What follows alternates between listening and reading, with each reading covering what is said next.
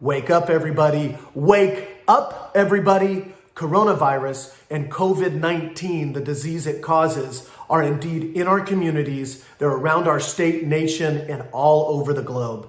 We have 91 cases here in Sonoma County. We have 213,000 cases and rising in the United States, 10,000 cases and rising in California, 720,000 cases around the world. And we have to make sure that we wake up others, and stay woke. Things are changing daily, and we're going to be with this disease for the course of this next year. So we have to make sure we do the trench work right now to expand our health systems, to deal with our vulnerable population, to get out there and fix things every day. But we also got to look up and realize that a global recession and that this virus being in our communities and us having to figure out how to live with it is going to be here for a year plus. On a personal level, I follow doctor's orders.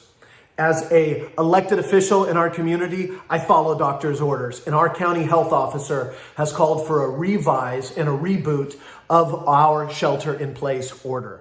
While the shelter-in-place order has been changed, all of you can take a look at the changes on socoemergency.org. I encourage you to go there. There's a dashboard with the number of cases in the county and in other areas. There's a dashboard that also shows the regionalism, where they're located. But the reality is as much as we dive into the details, we have to follow suit under two philosophies that are coming together. Number one, that we are in it right now with these shelter-in-place and homestay orders to flatten the curve.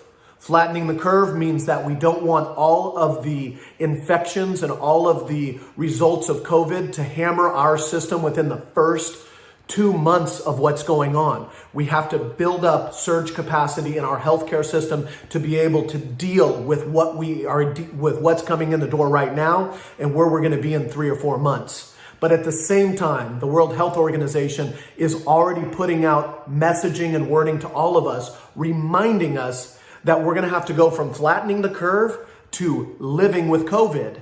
Living with COVID reflects the reality that it's going to take a year to develop a vaccine, or maybe we'll have antivirals that help. Maybe we have all these other innovations that come out. But the reality is that until we establish herd immunity and have a strong vaccine with no mutation of this disease, it's going to be with us. And we're going to have to deal with serious communal, cultural, and personal issues about how we deal with those most vulnerable in our communities and our families and how we conduct ourselves.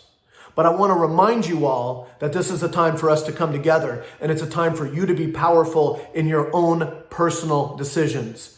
You can be the conduit that lowers the risk or increases it in our community and outside of our community. I had a call yesterday with about 5 other county leaders, those of us who are leaders for the California State Association of Counties.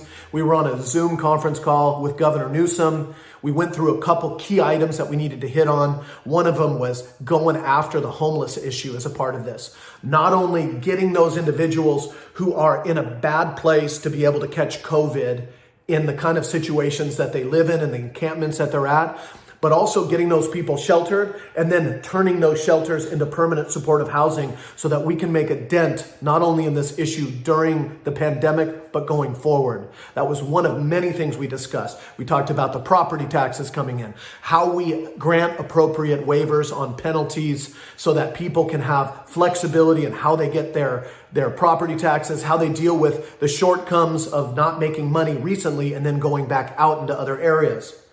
I want people to also know that we are working heavily on alternate care site identification areas. What that means is that currently we have 900 beds in Sonoma County.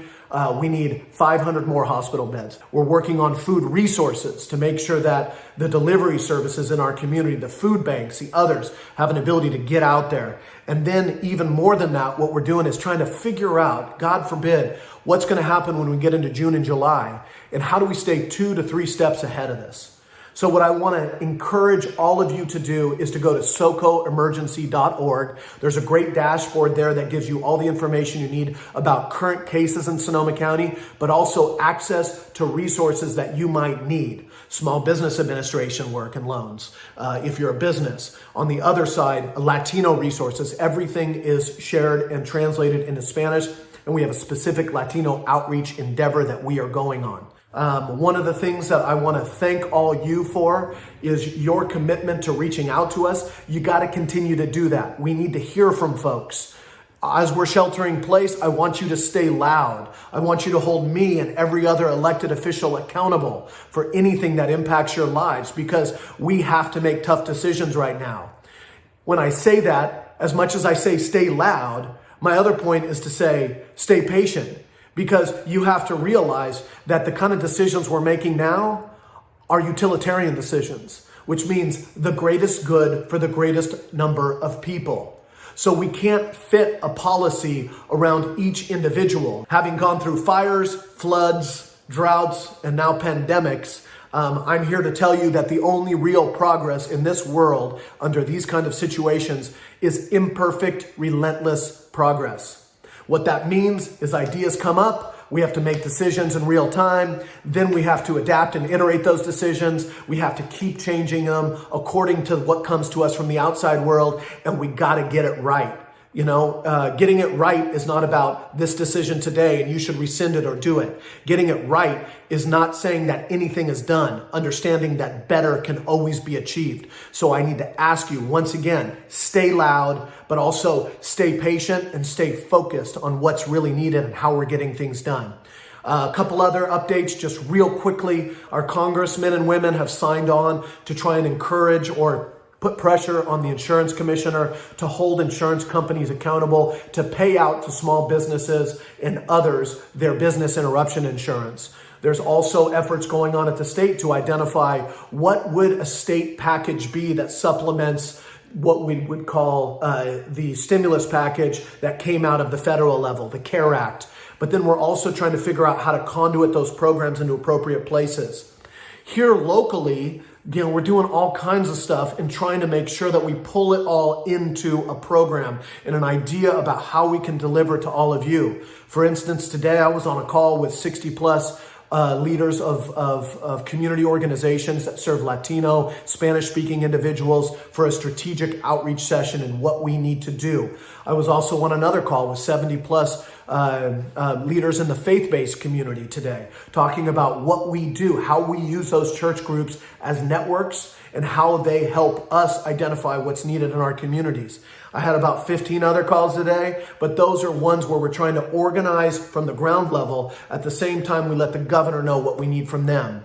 So, once again, everybody, I think the big message right now is make sure you're already thinking to yourself, okay, what am I going to be doing this month with my kids? What am I going to be doing with my family? What am I going to be doing with my livelihood and my job?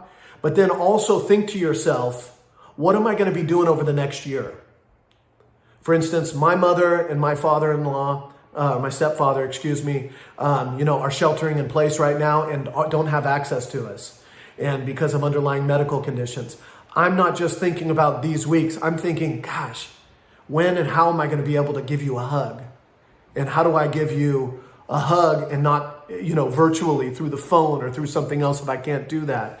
So join us in doing the most important thing you can, which is building your own personal resilience plan. Join me in making sure that you are doing what you can to build a resilient community. That will not come from the government down to you. That will come from you letting us know how we serve you. And as I said, hold us accountable. That's why I'm in this position. I've always wanted to be a change agent. I've always cared enough to get involved instead of just screaming at a TV. So join me in the revolution that's needed everywhere throughout our communities right now. Be resilient and then connect to the chains, the links that are next to you, and make sure they're resilient as well. And if they're not, demand action and get loud. Thank you, everybody. God bless you. Stay well.